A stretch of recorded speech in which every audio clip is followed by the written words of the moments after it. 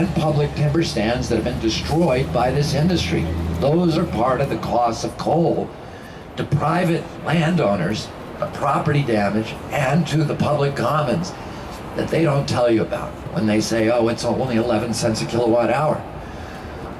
And there are many other costs. I'm not going to talk about the acidification of the ocean, which to me is the most frightening thing that I've ever thought of. Global warming, of course, the 550 toxic coal slag heaps that are sitting next to every coal-fired power plants in America that we know are causing cancer clusters in every place that they exist. When I flew out over the Appalachians the last time, over the Cumberland Plateau the last time after I argued this lawsuit, I saw something that if the American people could see it, there would be a revolution in our country. We are cutting down the Appalachian Mountains, the same as they're doing at the Powder River Basin in Wyoming. These sacred heritage, our purple mountains majesties, the amber waves of grain, that we celebrate as part of our nation.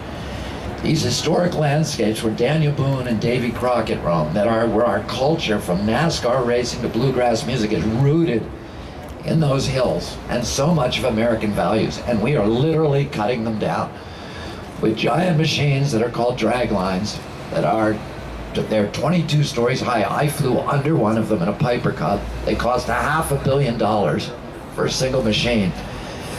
And they practically dispense with the need for human labor, which indeed is the point.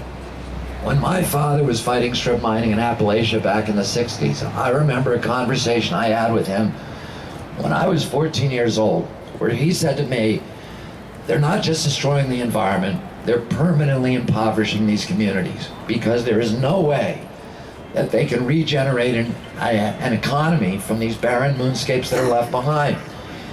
And he said they're doing it so they can break the unions. And that's exactly what they did. When he told me that, there were 151,000 unionized mine workers in West Virginia digging coal out of tunnels in the ground. Today, there are fewer than 14,000 miners left in the state. There are more people working in Walmart in West Virginia than in the coal industry. Fewer than half of them are unionized because the strip industry broke the UMW. And they're taking more coal out of West Virginia with 9 out of 10 workers fired.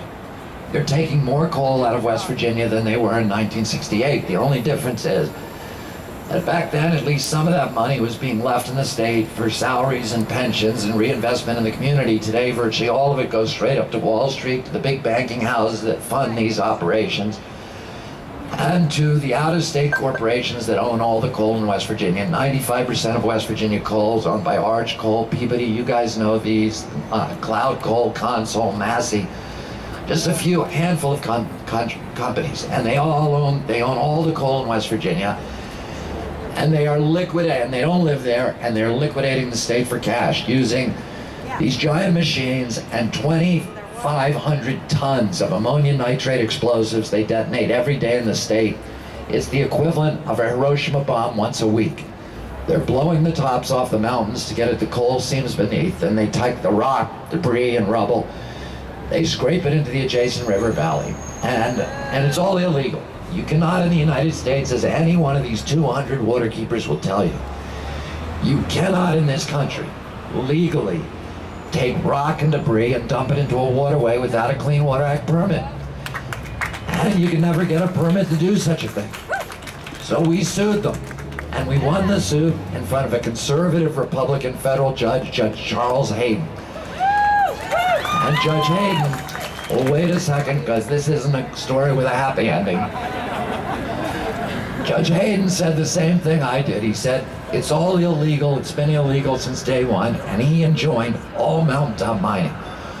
2 days from when we got that decision, lobbyists for Massey Coal and Peabody Coal met in the back door of Gail Norton's Interior Department with her first deputy chief, Stephen J. Griles, who was a former lobbyist for Massey Coal and Peabody Coal, and who is now serving a 10.5-month jail sentence in the federal penitentiary, but too late for the mountaintop.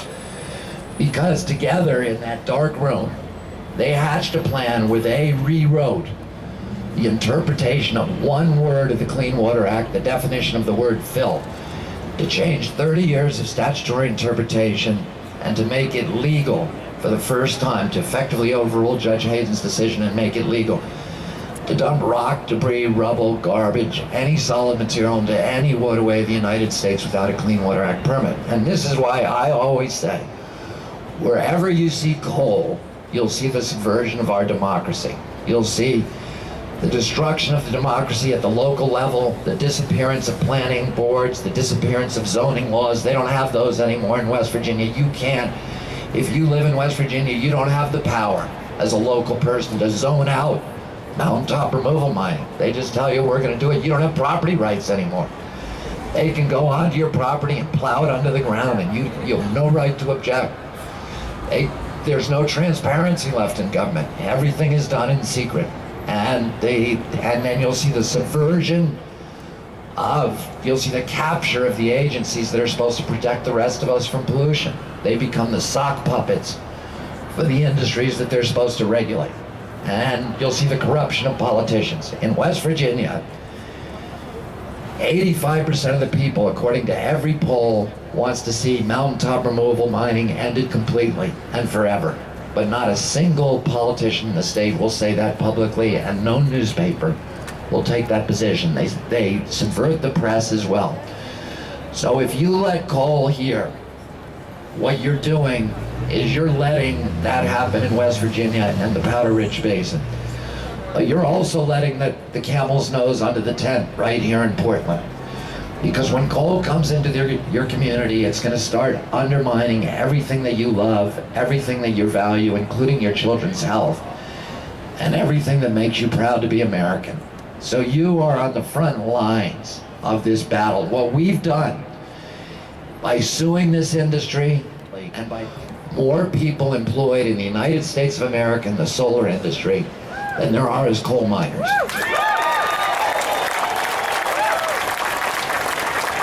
There are 86,000 coal miners in America, 96,000 people employed by the solar industry, and 70,000 people employed by wind. So within 2 years, wind is going to have more people than the coal industry.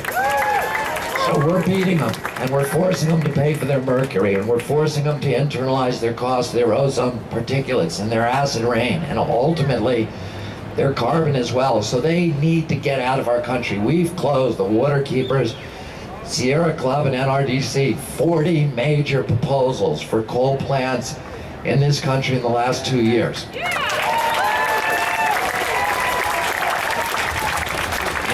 In Toronto, Mark Madsen has helped get the government of Toronto make a commitment to end all coal, and they blew up the last coal plant about a year ago. They just blew it up. And we know how evil coal is, and we're going to get rid of it in our country. So what are they going to do?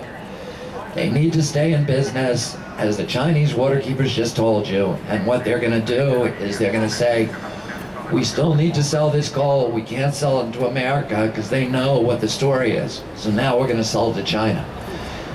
And the place that they're going to pick, that they desperately need, is the Columbia River Basin, to put all their terminals, and they're going to ship it through your neighborhoods, and they're going to corrupt your politicians and poison your children and give you cancer if you let them. And I would ask you, are you going to let them do this to your community, what they've done to West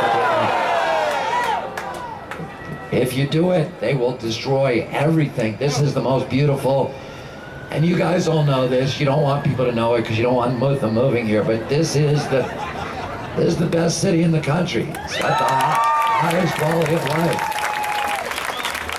And if the coal industry has its way, this city is going to look like West Virginia, where you cannot drink water, groundwater in the state of West Virginia without poisoning yourself. And your politicians don't represent you, they represent the bad guys. And you know what? Somebody from the local press called me yesterday and said, well, this is going to bring jobs to the state. And I said, yeah, that's what they always say, but they're not going to bring jobs to this state. The whole strategy of this industry over the past 30 years has been a ruthless, merciless, deliberate, and systematic strategy to rid their industry of human being jobs and replace them with explosives and big machines. And they are not coming here to bring you prosperity and jobs. They're coming to ship their poison so that they can poison the people in China. And that poison's gonna come back here and poison your salmon and your children. So don't let it happen. Thank you.